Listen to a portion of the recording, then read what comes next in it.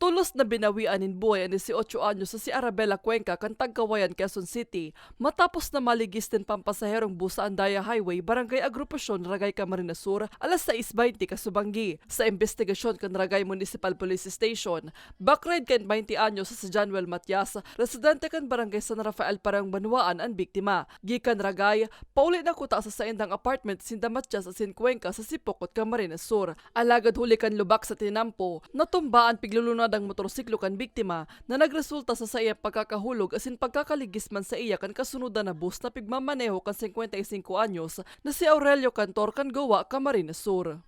Medyo may problema lang po sa overtaking, ma'am. Medyo harami sa kada po dapat sinasakop ang linya na ito. Dapat itong motor lang ang yaon dumami. Sa dapat ang area ko, sa one vehicle lang po ang pwede. Dahil dapat nag-granid dumami si... Sa pag-overtake, ma'am, dapat at least 1 meter po ang distance dyan. Maswerteng minor injuries na ang sinapo ni Matias. Mayo man na CCTV sa lugar kan pinangyarihan. Napag-araman man na mayong lisensya si Matias.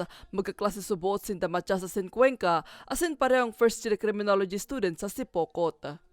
Sana po mas mag-ingat pati nag-play po para madali maray mag-overtake na alanganin kasi siguro naghahabol ang tutong ka na o nagmamadali na sa gusto na makauli.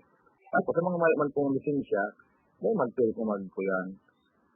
Butab, magkuhan ng lisensya, tangan, sertifikado na ka. Sa presente, nasa pag-uulay pa ng buslados. In kaso man na magkaso ang pamilya kan biktima, reckless imprudence assaulting to homicide ang kahaampango na kaso ni Cantor. Para sa mga baretang tatak, Bicol, Maria Lorenzana.